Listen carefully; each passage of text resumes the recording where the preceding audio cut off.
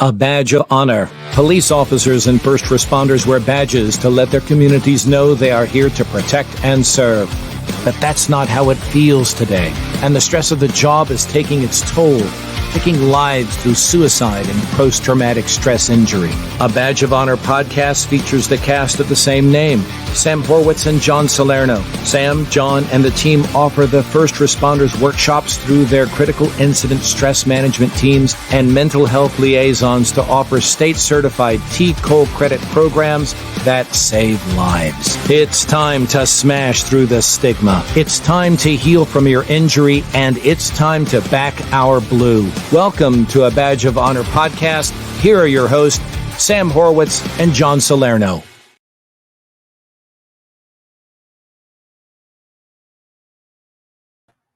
Hey, welcome. there. Hey, welcome to A Badge of Honor podcast, powered by the OBBM network. You are live with John and Sam, and we are going to heal our heroes today, once again, like we do every Monday. I want to thank everybody for tuning in and supporting such a amazing cause and workshops to really help our first responders who are battling, or the family members that have questions that need to be answered. So welcome, Sam. How are you? Doing great. Sorry about that little delay there. You know, it's springtime in Texas, which means hay fever. And so this is why I'm taking allergy meds. So apologies to everybody out there that was like, wait a second, it said here's John and Sam, and then we weren't there. So there is so much good stuff going on. You and I are on any given day, the stuff just doesn't stop out there. And the one thing that we are seeing is, the suicide rate keeps going up. But the talk about the what? Chicago again.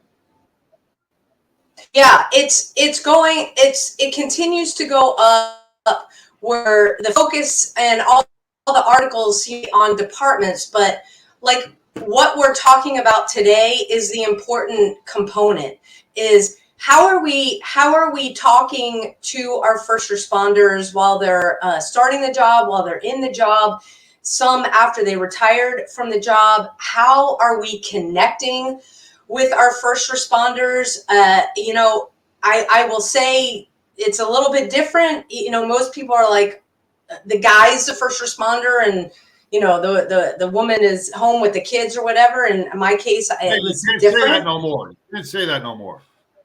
Can't say what? The guy is the first responder, and the woman is, home baking bread or anything. Can't say that in this time. Well, but that's how. If you listen to podcasts, if you like we've been around, we've seen it. Let's say, I play in the guy's fishbowl. Okay. So it's a little bit different. Communication different. And our guest tonight, this is grab your father if they're home with you right now. Grab your kiddos if they're home with you, and come around our little campfire here, because you are going to learn a lot. And let's just bring Cyndi on. We met. Hey, Cyndi. Hey, Cyndi. Welcome. Welcome to the podcast. Thanks. We met not too long ago at Backing the Blue Denton. You knocked our socks off. You knocked it out of the park with your presentation. And John and I were like, podcast time. So we appreciate you being here. We know you have a hugely crazy, busy schedule. So thank you for making time for the podcast and wanting to connect with the first responders and the family members that tune in each week right here. Can you just tell everybody watching and listening about you and how you decided to start Code for Couples? Okay. So I am a licensed professional counselor, so I'm a mental health professional in Texas. Been one for several years, 20 plus years. And I well, I'm still married. I'm married to a now retired law enforcement officer, or not divorced. So I'm married to a law enforcement officer. In my practice, I work with couples, I work with individuals, I work with trauma. And so seeing that, I was working with all kinds of people in my office, starting to see some first responders as well. And so this is around 2012, 2013, maybe a little bit after. And I started realizing that my relationship was different. Like everybody had always told me as a first responder or as a law enforcement spouse that my relationship was going to be different. And I really, like, part of it, as I knew, right? The shift work and how they come home and they're tired and what they see and what they do. And it was just different, but nobody really explained to me why it was different. And I started to see, as I'm working with all these other couples in my therapy room, that why isn't this the same in my relationship? I have a lot of foundation, highly trained in working with couples, a lot of foundation as far as my training is a Gottman therapist, primarily with John and Julie Gottman. And I was just hitting a wall in my own relationship. What I started to recognize is 12 or 13 years into my relationship that I had shut down. And so here I am working with these couples and telling them what they need to be doing and saying, you need to open up, you need to be vulnerable, you need to turn towards, you need to handle this resentment that you have. And I realized, like, it was pot, meat, kettle, that I had I don't know where y'all are in swearing, so I'm going to keep it low. You're good. Okay. Like, I had a shit ton of resentment because I always felt like the department came first. And all the mentors, as far as spouses, were just like, yep, that's just the way it is. You're just going to have to deal with it. And this is just what happens to them. And they just become cynical, and you're just going to have to learn to live with it. And I'm not a girl that accepts that well. And I was kind of like, no, that's not okay for me to just adapt all the time. And so I was getting mad. I was getting really resentful. I shut down. If you talk to my husband, he'll say, like, I didn't know anything was wrong. You were quiet, but like, we were still talking. We were still having sex. We weren't fighting. So I thought everything was fine. But I wasn't sharing with him because silently I was just harboring a lot of ill feelings. And that's when I started to kind of figure out, okay, maybe I need to take my own advice, because I always tell people, you've got to meet your spouse where they're at. You got to see where they are. You got to see from their eyes and see their perspective. And so I kept thinking, maybe there's something here I don't know, and started kind of looking into research because I'm a dork. And so I started doing that first, and there wasn't a whole lot. So in like psychological journals. So I started looking at law enforcement journals. And as I started looking at articles, I saw this book that kept coming up called it's Gil Martin's book. I can't think of it. Right. So, but we all know what I'm talking about. Right. So I saw Gil Martin's book and I thought, maybe this is something I should read. And as I went along, there were also other things. I went to a counseling conference, and the military guy was talking about post-traumatic stress, and then started talking about an OODA loop. And I'm like, this sounds like what my husband does that I find really super annoying. And so I texted him, and he's like, yeah, I know what an OODA loop is. Where are you? And so there were just things that along the way I started to learn. My husband was reading Lieutenant Colonel Dave Grossman's book on combat or on killing, one of the two. He read them both. But on one of the books, we're laying in bed and he turns to me and he says, am I a sociopath? And I'm like, what? No, you're not what? No. And so I was talking to him about that. And he says, do you know what the DSM is? I'm like, yeah, that's my diagnostic manual. Like, I have it here on my shelf over here, right? And I'm like, yeah, that's my diagnostic manual. Like, what are you reading? And so that's when I started really understanding, like, there's a big intersection of the psychological aspect or the impact that we as a couple were not aware of. And if I'm not aware of it and I'm in this field, how many other people are not aware of it?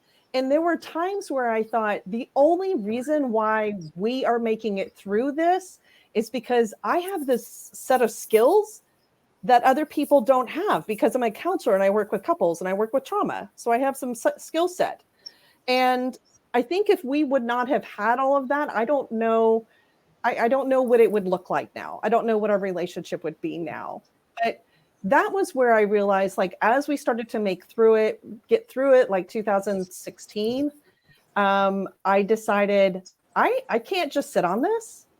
I have to share this with other people. And so that's a long story of how Code 4 got started. But so that's what I said, like, I have to share this information in some way.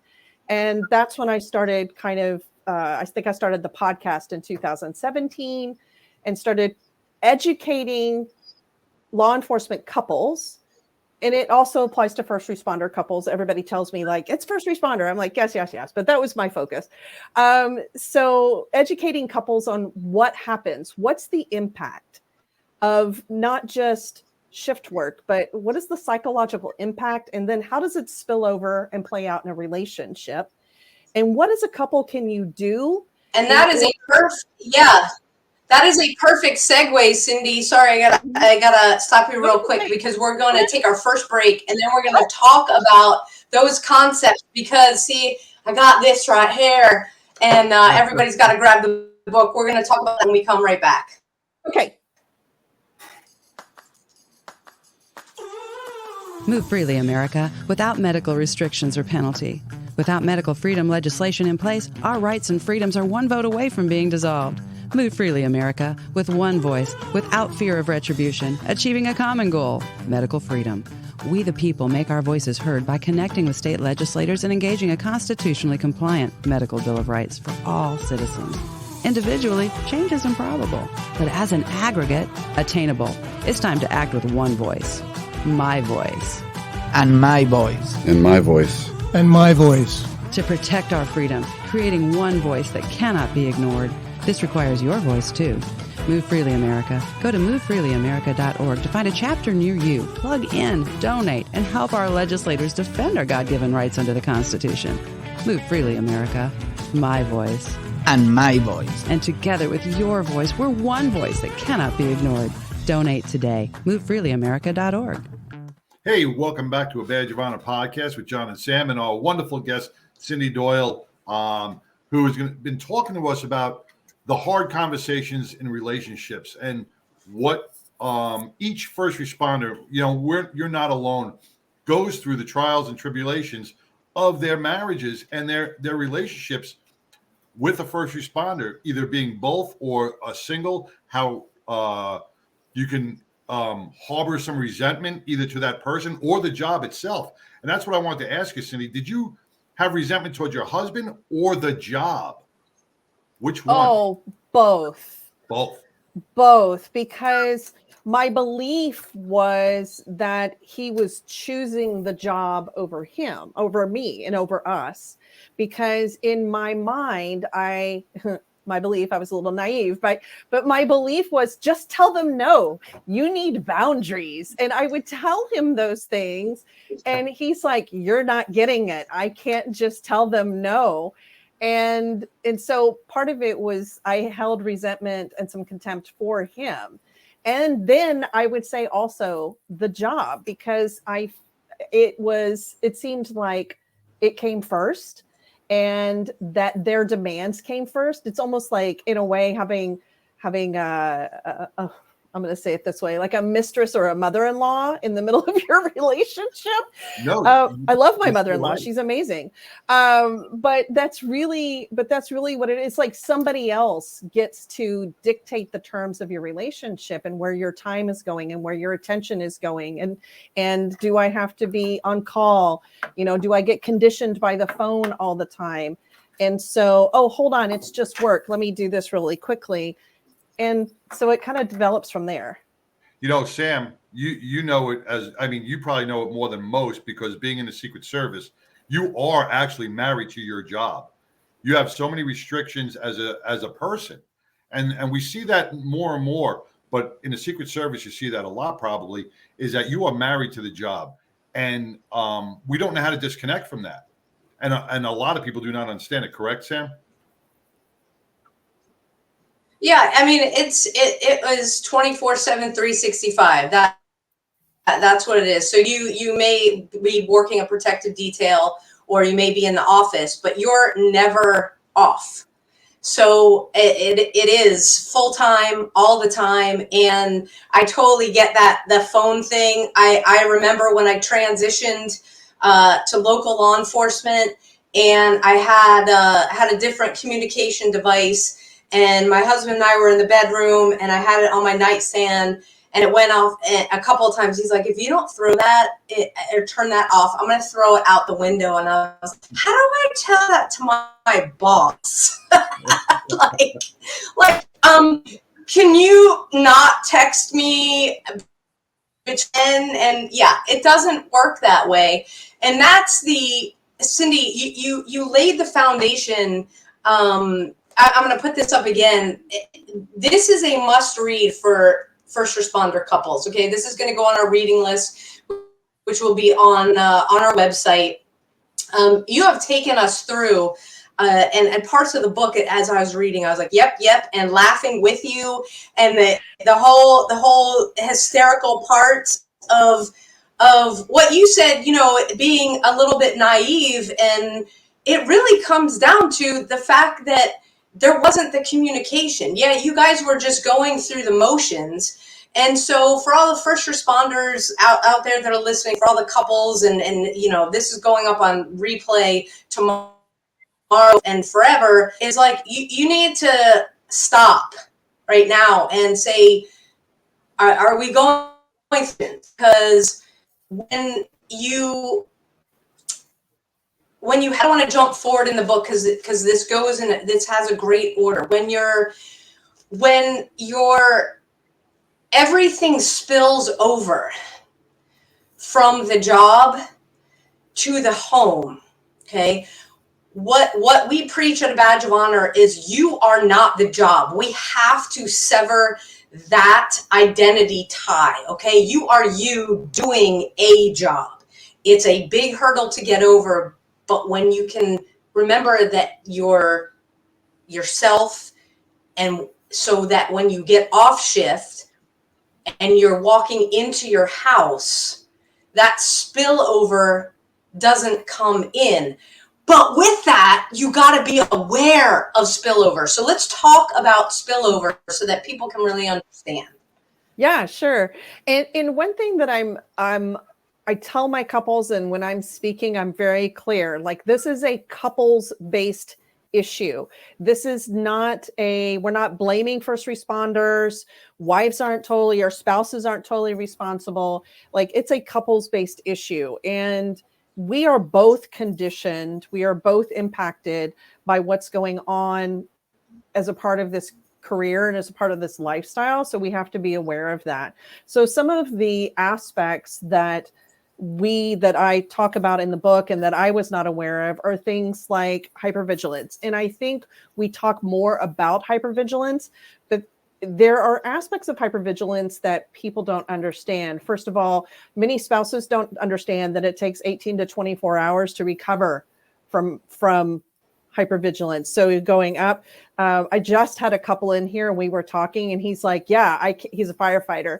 And he's like, I came home and I was exhausted. And at the same time, I'm like, like all edgy because he's a driver. And so he had to stay awake, but he was so tired. Right. So that hypervigilance coming in the door where it's starting to come down, and what we're able to get as spouses and what first responders are able to give many times is lacking initially. We want to connect right off. We haven't seen you for a while and you haven't seen us. And so we want to be like, oh my gosh, let us tell you all the things. But in actuality, the brain is shutting down. The prefrontal cortex, the frontal lobe is like, I'm tired. And so what happens is that I can't process information clearly. I cannot make clear decisions. I am not engaging. And when couples do not understand that, then there is a story that goes along with that. And the story is, you don't care. You're not listening to me. You're not really hearing me. And in actuality, there's a biological process of that. There's more about the spillover that has to do with hypervigilance, which can be like I call it the sparkly object syndrome, where it's like, if I'm looking for, my brain is looking for that hit, if you will, and it wants to get some excitement. And so that might be spending money or doing risky things, or, this is where sometimes alcoholism or bad habits and patterns can come into play. The brain is dumb. And so it's things like home boring, home bad, relationship bad. And many times that's not what's going on. It's just the downside of hypervigilance. There are so many different aspects I could go on, and I want to be really careful about what y'all want to talk about. Go ahead. I want to touch on one thing that you just said. We want to promote. Yeah. To get out of that hypervigilance state, you're talking, what you say, 12 to 24 hours, right? Mm-hmm. So when a first responder is doing a 12-hour shift, right, and then he comes home, right, now he's got another 12 or 24 hours to decompress from the first shift, right? He's going back, right? Okay, so what do you like? I don't know if there's a healing process on this, or if there's a decompression equation for this, where we could say, all right, after you do your 12-hour shift, you get 2 days off, then do another 12 hours. But these guys go running back to back to back, and now times where they are so understaffed in law enforcement that guys can't even take days off, can't take vacation, can't do anything. Right. So there is no decompression time. Right. Which then causes problems with mental health. I think I know where. Yeah, I think I know where John's going with as the perfect answer, because I read it. We'll be right back with author Doyle. Stay tuned, everybody.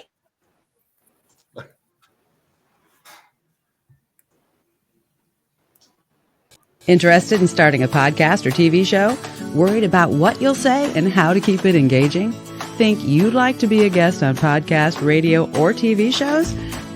Hi, I'm Susan Hamilton, owner and founder of OBBM Network, and I would like to invite you to an OBBM media training to get the tools you need for a relaxed and polished performance you'll be proud to share. Our specialized training techniques include role play, voice training, and everything you need to deliver a confident, clear, and engaging interaction. Go to offbeatbusiness.com.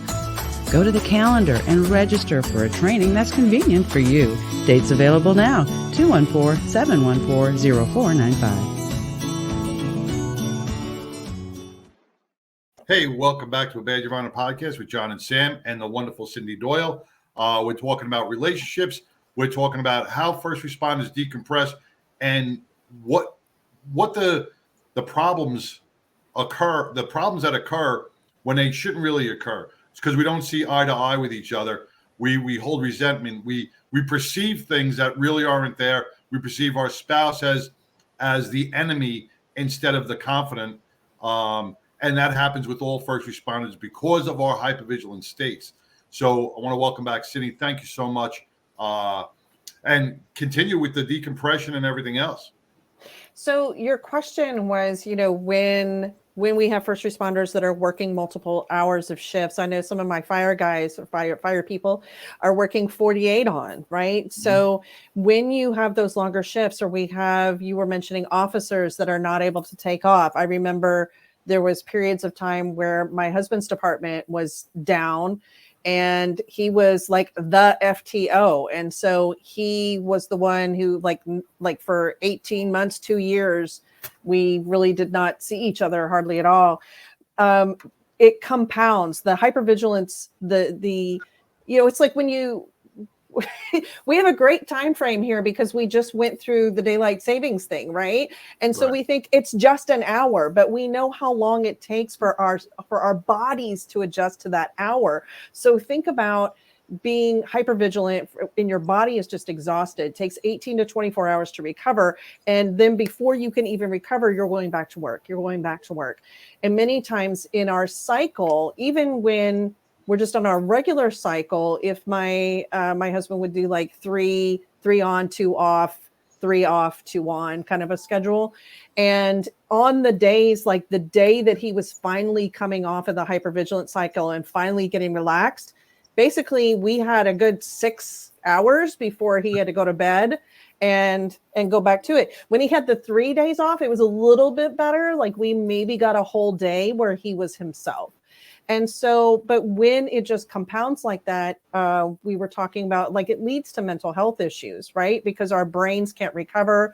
We get tired. There's actually a system that happens in our brain that only happens when we're sleeping called the lymphatic system. And it's like a little tiny street sweeper that goes through your brain and cleans things up. And when your body cannot relax to get to that sleep state, then your brain is not going to be able to cleanse itself. And that leads you open to more trauma. It also leads you to being more edgy. Your family then is feeling disconnected. Your spouse is feeling disconnected. And then let's add on top of that, if you have two like married couples that are in first responder world, right? Whether that's a nurse or EMS or fire or police, like that happens, right? And so then you're totally off sync and the hypervigilance is causing a problem. So there's various, and one of the things I tend to say is, or one of my messages, that's a good word, messages. One of my messages is that what keeps you safe on the job can negatively impact you at home. So I don't want to take away the OODA loop, the hypervigilance. I don't want to take away the sheepdogness, if you will, or however you want to look at that. I don't want to take those away because that keeps you coming home, right? That keeps you coming back to your family.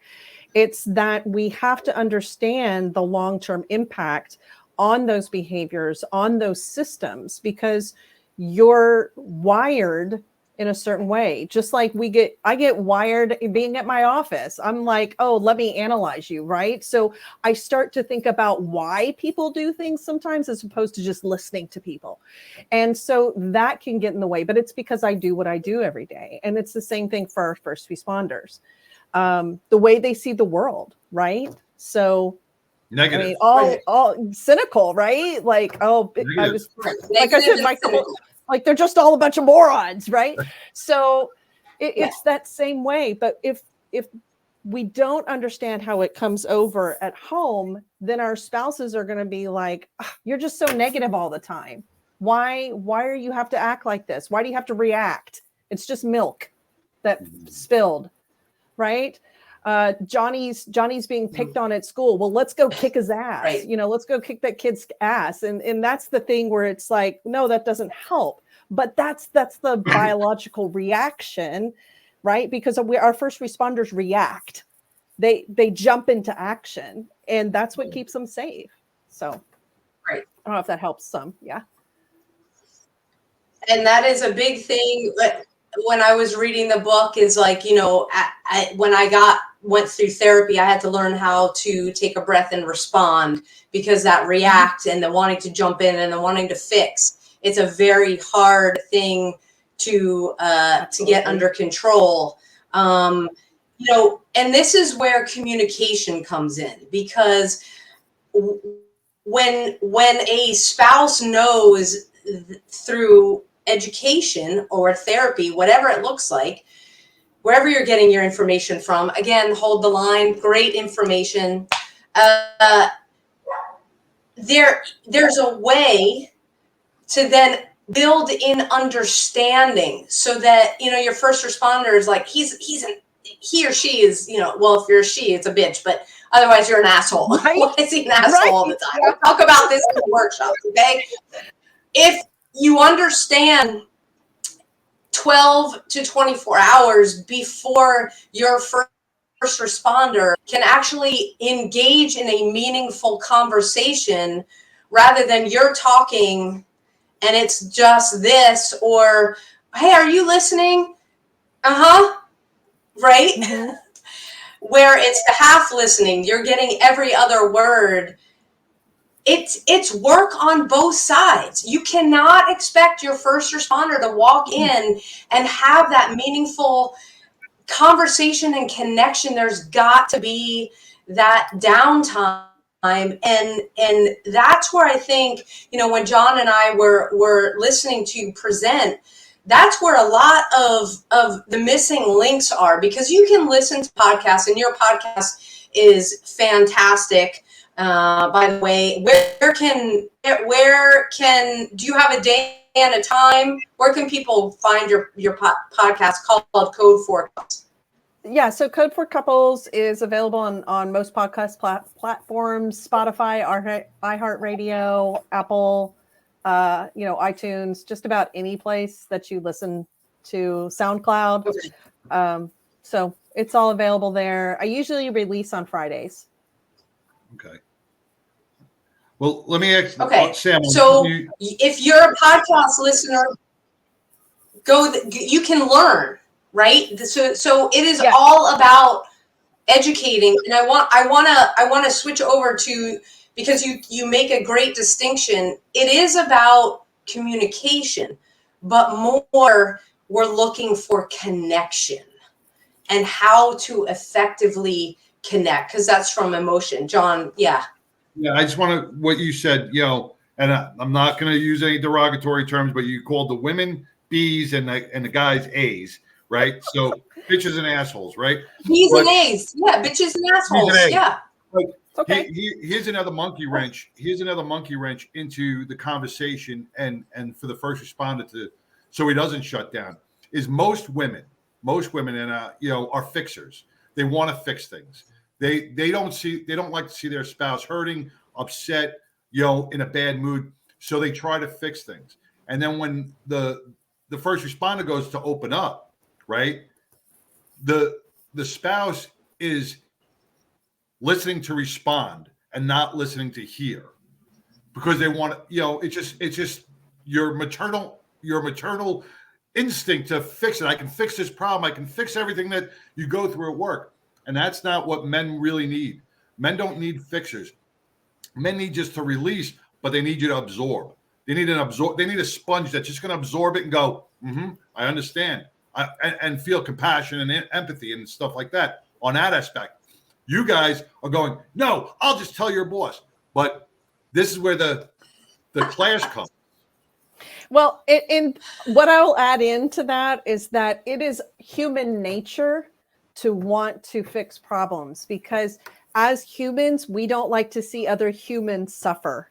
Right. And so it's really human nature for both genders to want to fix, right? So yes, we're coming at it from different approaches, in the fact that when I'm fixing your problem, it's because I want something I want, right? If I'm going to go tell your boss, my motivation is because I want you, not him, right?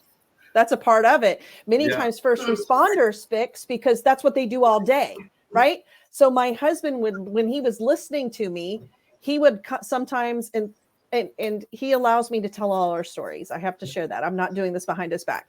But I would start telling him something and he would do this. Wrap it up. Get to the point. Get to the point. I know that. And I was like, the person, my husband would be like, what the hell? I'm like, what's the point? So, but that's because you're listening because you're like, okay, I fix problems all day long. How do you need me to fix your problem? So I think both of us do that. It's interesting where you went with that, John, because I thought you were going to go someplace else with that, which is that many times as spouses, it's uncomfortable when our first responder falls off their horse, if you know what I mean. That sometimes we are so very used to being strong as a couple and stuffing those feelings down because we just got to get through, and we got to take the next step, and we got to do the next right thing. And this is just the lifestyle we live, and we sacrifice and we serve, and this is what we do, and that's our calling. And so when I mean, I remember a time when my husband sat on the porch and he felt like he totally failed his chief on something and he started to get emotional. And I remember going inside going, hold on, let me get some water. Probably it wasn't, probably was a bourbon. But let me go inside, right? And I remember texting my friend going, oh my gosh, pray for us. I think Bobby's getting emotional. And like, I was a counselor. But that was foreign to me because I was used to him being like the tough guy, and to see him get emotional and struggle. And as I think culture's now changing too, to be able to say like, hey, how are you really doing? And we have to be prepared to listen to that. And then Sam, I wanted to come back around to, go ahead. Yeah. When we come back from commercial break, I want to talk exactly about that, because that's where the connection comes in, and the things that we can say as first responders, and on the flip side as supporters, partners, spouses. So we will be right back after this break.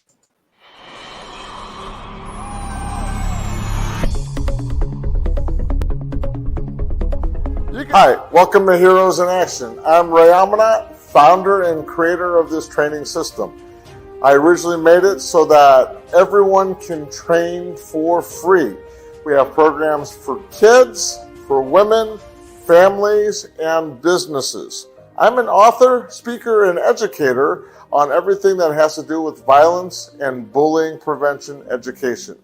If you'd like more information about who we are and what our programs are, please go to our website at heroesinaction.us, or give me a call if you have any questions at 727-314-2534. We hope to see you here to train. Hey, welcome back to A Badge of Honor podcast with John and Sam and Cyndi Doyle. We're talking everything from those hard conversations to those interactions with your spouse, and why they are so tough at times, and why we all get into that shutdown mode. We don't speak, we close up, which is what we all do, and it's not the healthiest way to handle any situation. And the conversations that we can have are easy, but they're hard for us to break through, to take that first step. But once we get there, we'll start rolling. You'll see that your relationships start to build, right? For sure. So part of what we're talking about is the idea of having this communication is what we're going to say. So I always say, I wanted to point out just I have 5 C's that I kind of talk a lot about, which is communication. Like you have to know. It's cultural competency. Sorry, I said the wrong C. But cultural competency. Like, we have to understand what's really going on behind the scenes, and we have to understand each other's world. So connection, which is about that communication, which many times what we're not doing is we're not kind of seeing through each other's lenses. We're seeing through ours and what we want and need, and that's the driver. Compassion. So having empathy, and it's not like, oh, I feel so sorry for you, but just being able to say things like, that sounds really hard, or God, that would piss me off, or that would be scary, and just trying to connect on a feeling. And it's so important to just take a stab in the dark at a feeling. I have this wonderful, like, I can't point because I'm backwards, my feeling pillow here. Like, I mean, you can download charts to potentially build a feelings vocabulary, but you could just start things like with scary, mad, sad, glad, excited. Just go with those 5.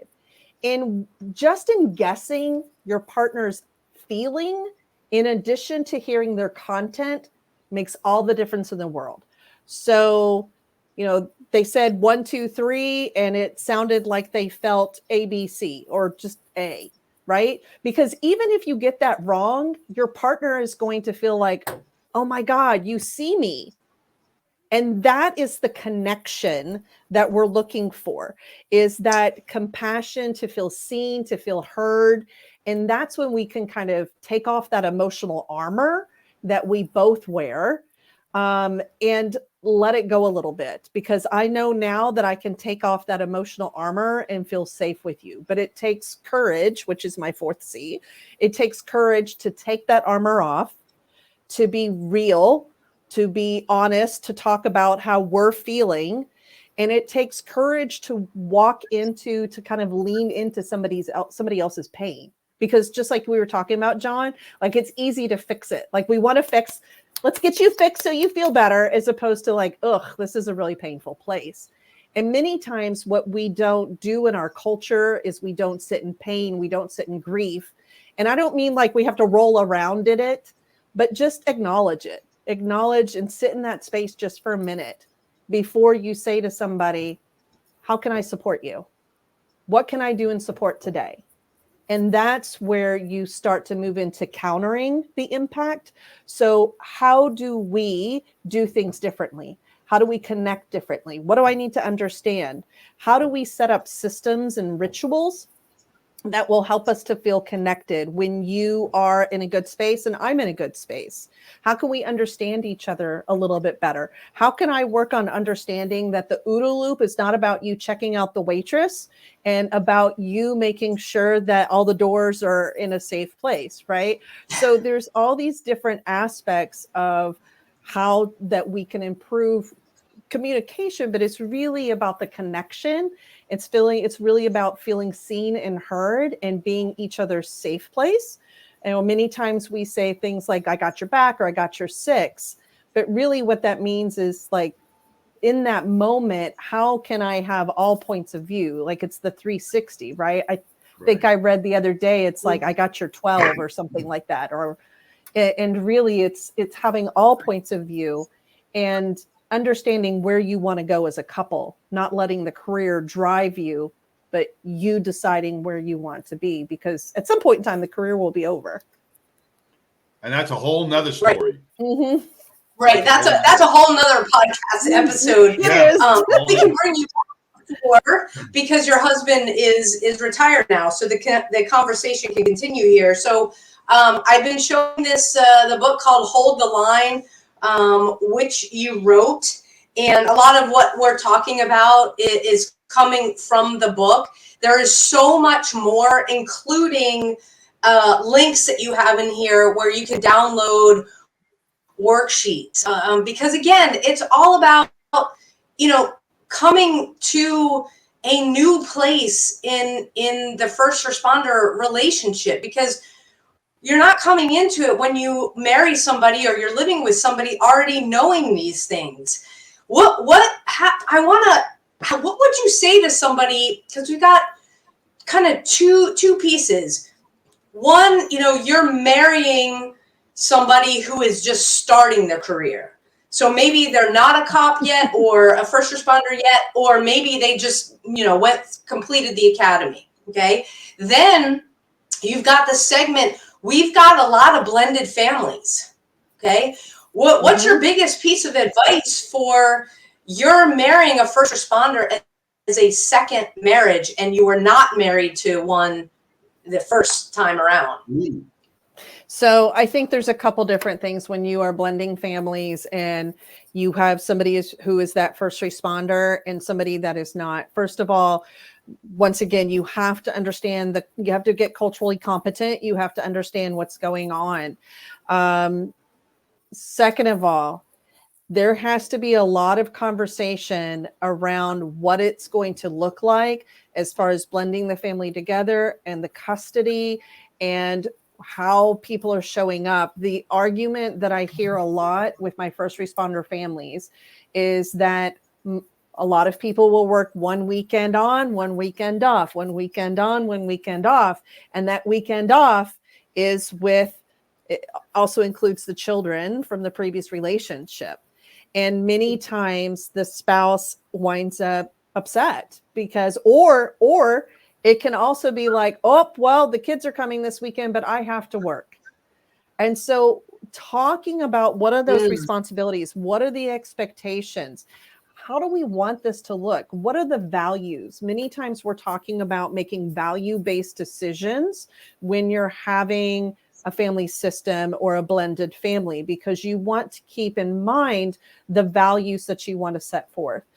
The other aspect, if you're blending a family, is that many times the children in the first responder relationship, if they came into it, they understand or they know what's potentially happening. They understand what's going on with their parent and maybe the ups and downs of what's happening. The kids coming into that will not. They don't understand those ups and downs. What is this process that has to happen when they come home? Are we walking on eggshells? Do we need to be careful when mom or dad are coming in the door now? Trauma is another aspect to consider with a blended family. So when there's a blended family, are kids that were previously coming from the first responder family, are they already experiencing some level of trauma where kids from the other family are not? So a lot of it there has to be a lot of open communication, a lot of discussion, a lot of discovery, and then keeping in mind what are our values as a couple, and how do we want to do that with our kids or to blend our family together. That's amazing advice. I'm gonna, when we come back from our last break here, want to talk about how people can reach out to you, and one of the last sections in the book that's super meaningful. We'll be right.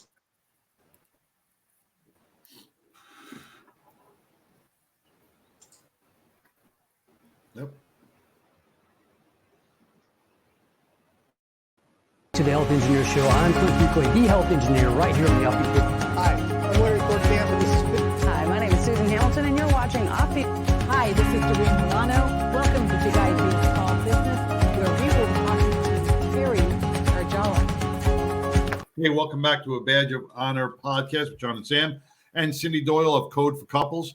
We are talking about strengthening our relationships with our spouses, building a future with our children, and not being those ones that are going to be, shut down after the trauma and the job is gone.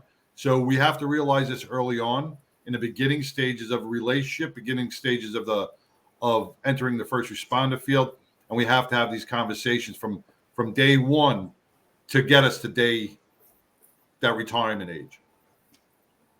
So, Absolutely. So we're talking with Cyndi Doyle, who wrote the book Hold the Line. Again, grab the copy.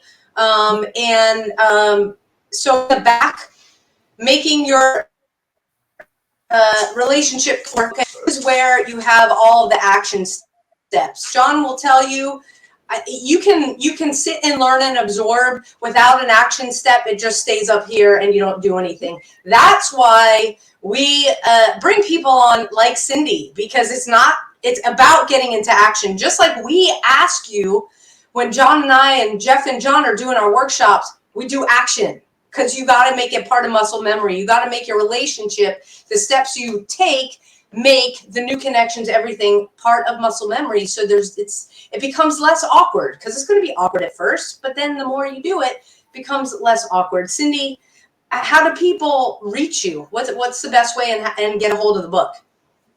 The best way to reach me is to go to code4couples.com, and it's the number 4, so code4 couples.com, and you could just go to my website. It's you can go there and reach out to me, but contact information, or if you need me to come for workshops or speaking, I have a train the trainer program too that I do.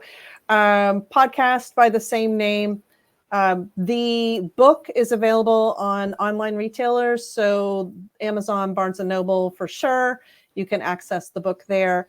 I also you could go to the website if you look under I think it's the book or Hold the Line tab, or you can go to holdthelinebook.com, and it will take you to the guide that is downloadable. So I think it's a 70 or 72 page workbook that I designed to go with the book and to help you as a couple walk through some of the ways that you can get your relationship lined up, what's working, what's not. And it's free right now. At some point in time, I will make it a paid thing, but I have not yet. So grab it. She said it. It's free right now. It's going to be behind a paywall. So book and then the free workbook. Yeah. Yes. Sure. Yeah. Hey, you got to do that. You got to do that. And then you are available on social media as well. People can follow you. Where can they find you on social? Code 4 Couples. I tried to make it easy. So Code 4 Couples on Facebook or on Instagram. If you're on LinkedIn, I'm a little bit harder to find. I think it's Cyndi Doyle, LPC is what I am on LinkedIn. So, but I'll be tagged in the show, I think. So, yeah. So you can find me there. Absolutely. Absolutely. And I put the, everybody can see watching the number 4 couples.com is up on the page right now. Cyndi, can't thank you enough for spending this time with us, with all the first responder couples, watching kids, you name it, because this is so important as we're trying to smash the stigma. We're trying to get first responders to reach out.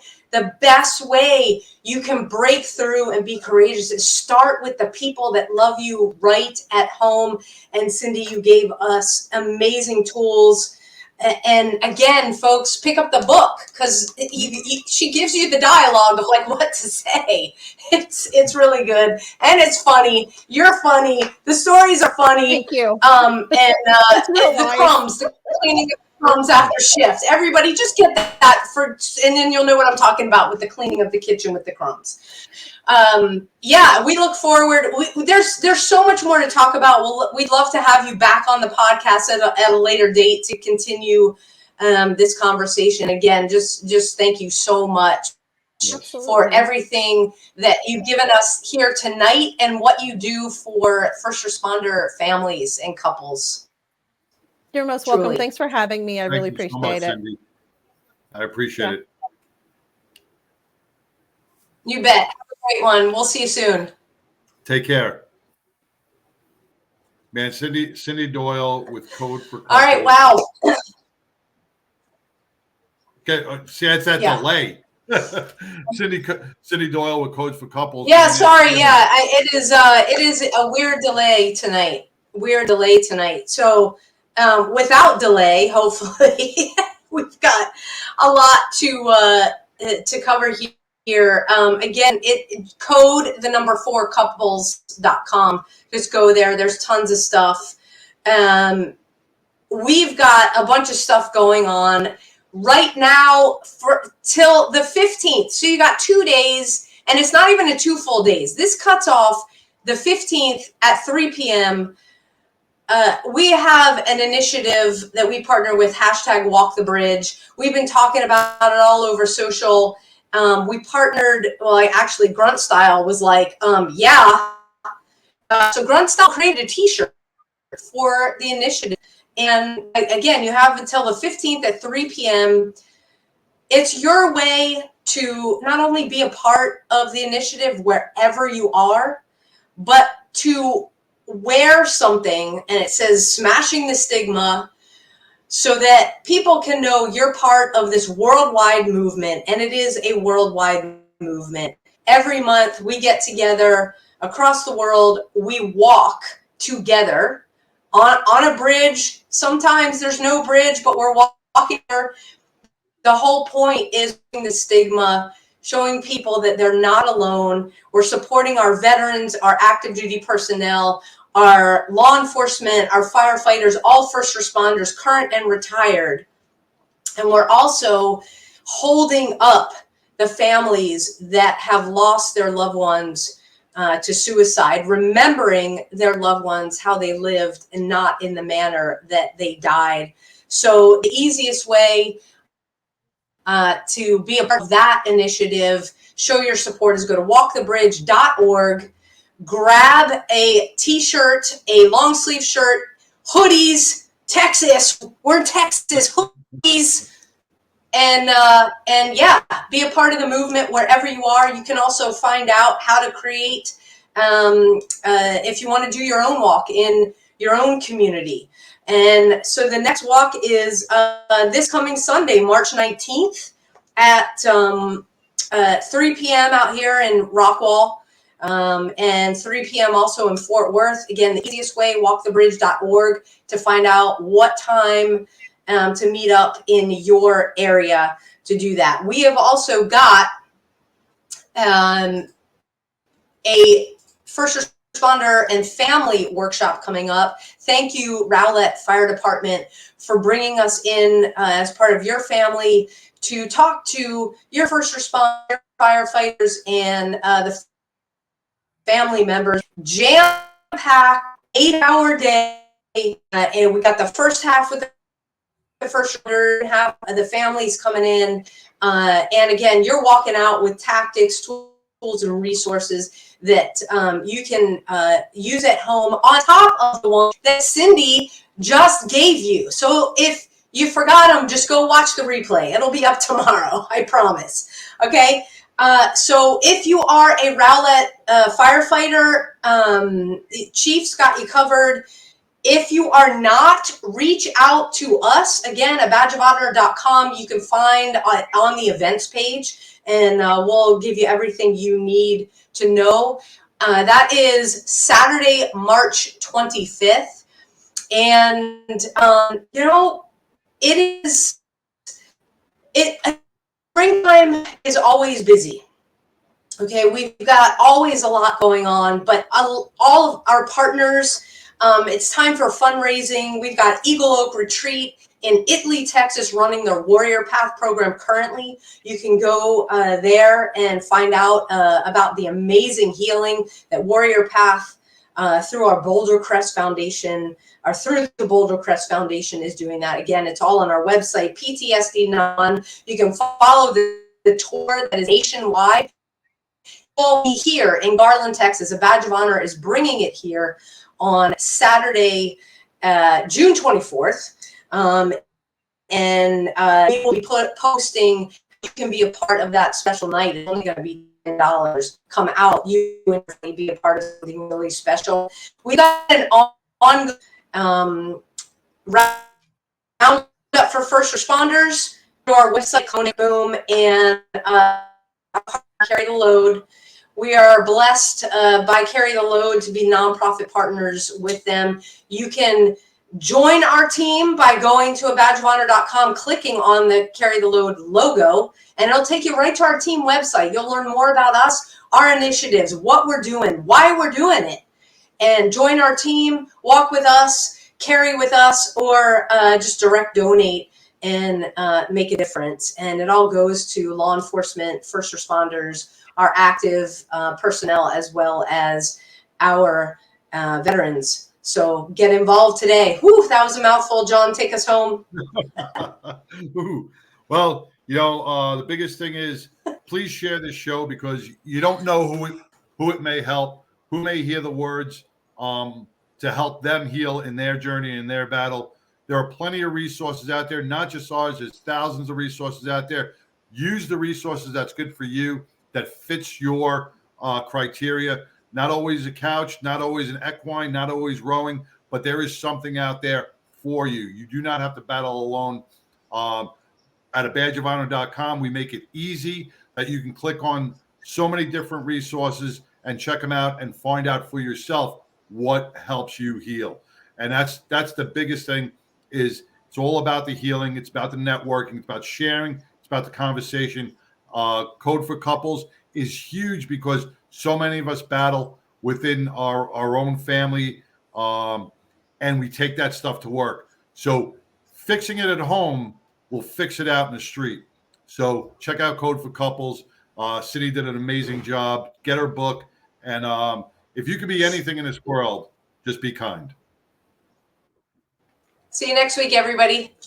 A Badge of Honor podcast is produced for the OBBM Network podcast and protected under copyright law. For content permissions, please submit your request to abadgeofhonor.com on the content page. For OBBM network programming information, please call 214-714-0495 today.